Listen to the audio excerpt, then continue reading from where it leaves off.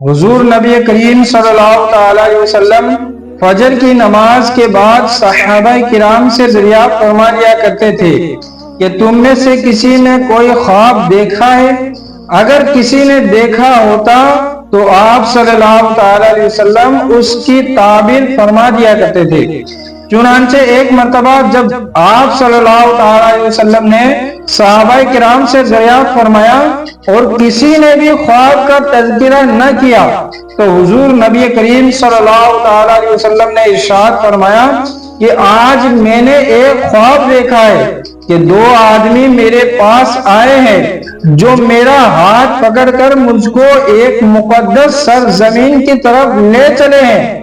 کیا دیکھتا ہوں کہ ایک شخص وہاں بیٹھا ہوا ہے اور دوسرا ہاتھ میں زنبور لیے ہوئے کھڑے کھڑے اس بیٹھے ہوئے شخص کے کلے چیر رہا ہے، اور جب ایک کلا گدی تک چیرتا ہے تو دوسرے کلے کے ساتھ بھی یہی معاملہ کرتا ہے، اور اتنی دیر میں اس کا پہلا کلا درست ہو جاتا ہے، مگر وہ شخص پھر اس کے ساتھ یہی عمل کرتا ہے۔ یہ دیکھ کر میں نے دریافت کیا آخر یہ کیا بات ہے؟ تو وہ دونوں کہنے لگے آگے چلیے۔ ہم آگے چلے تو ایک ایسے شخص پر سے گزر ہوا جو لیٹا ہوا ہے، اور دوسرا شخص اپنے ہاتھ میں ایک بھاری پتھر لیے اس لیٹے ہوئے کے سر کو نہایت ہی بے دردی سے کچل رہا ہے۔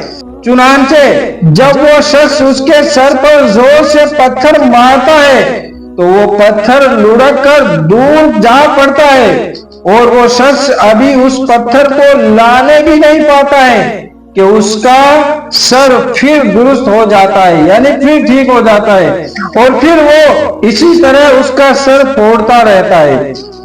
یہ ماجرا دیکھ کر میں نے دریافت کیا یہ کیا قصہ ہے؟ تو وہ دونوں آدمی کہنے لگے آگے چلیے۔ جب آگے چل کر ہم ایسے غار پر پہنچے جو تنور کی طرح اندر سے کشادہ تھا اور اوپر سے تنگ تھا، جس میں آگ دہک رہی تھی، اور بہت سے مرد اور عورت اس میں پڑے ہوئے تھے۔ جب آگ کے شعلے بلند ہوتے تو وہ سب اوپر اٹھ آتے اور نکلنے کے قریب ہو جاتے تھے، اور جب آگ نیچے بیٹھتی تو اس کے ساتھ نیچے چلے جاتے تھے۔ یہ دیکھ کر میں نے معلوم کیا کہ یہ معاملہ کیا ہے، تو وہ دونوں کہنے لگے آگے چلیے۔ آگے چل کر ہم نے دیکھا کہ ایک خون کی نہر میں ایک شخص کھڑا ہے اور دوسرا شخص نہر کے کنارے پر کھڑا ہے، جس کے سامنے بہت سے پتھر پڑے ہیں۔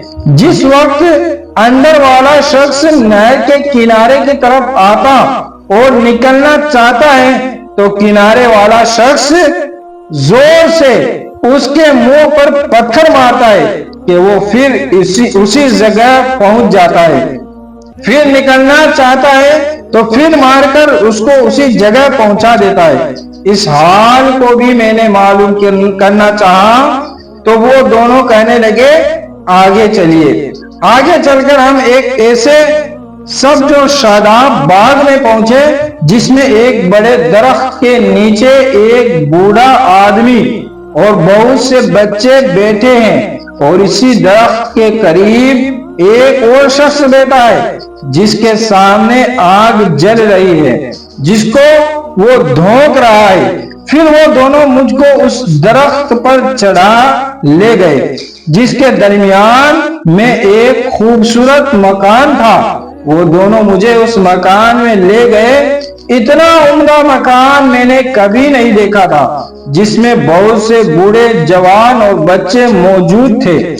باہر لا کر اس سے بھی اوپر لے گئے جہاں پہلے گھر سے بھی زیادہ عمدہ مکان تھا، جس میں صرف بوڑھے اور جوان تھے۔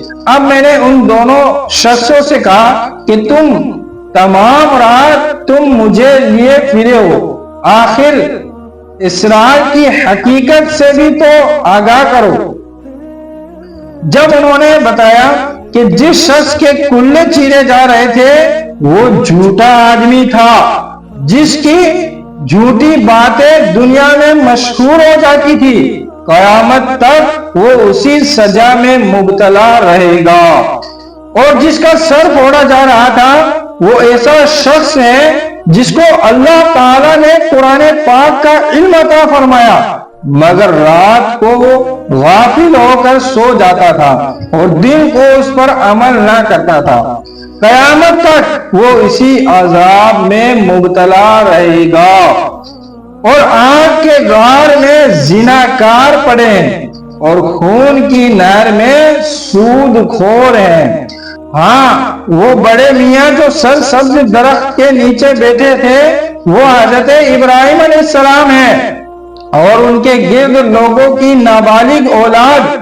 اور اسی درخت کے قریب جو آگ دھونکنے والا شخص آپ نے دیکھا وہ مالک دروغہ دوزخ ہے، اور درخت کے اوپر والا وہ پہلا گھر جس میں آپ داخل ہوئے تھے عام مسلمانوں کا گھر ہے، اور دوسرا شہیدوں کا۔ ہم دونوں آدمیوں میں جبرائیل ہوں اور یہ میکائیل ہے۔ اس کے بعد کہنے لگے ذرا سر اوپر اٹھائیے۔ میں نے سر اٹھا کر دیکھا تو میرے اوپر ایک سفید بادل مجھے نظر آیا۔ وہ کہنے لگے یہ آپ کا گھر ہے۔ اس میں نے کہا تو مجھے چھوڑ دو، میں اپنے گھر میں داخل ہو جاؤں۔ اس پر انہوں نے کہا نہیں، ابھی آپ کی عمر نہیں ہوئی ہے، اگر پوری ہو چکی ہوتی تو ابھی چلے جاتے۔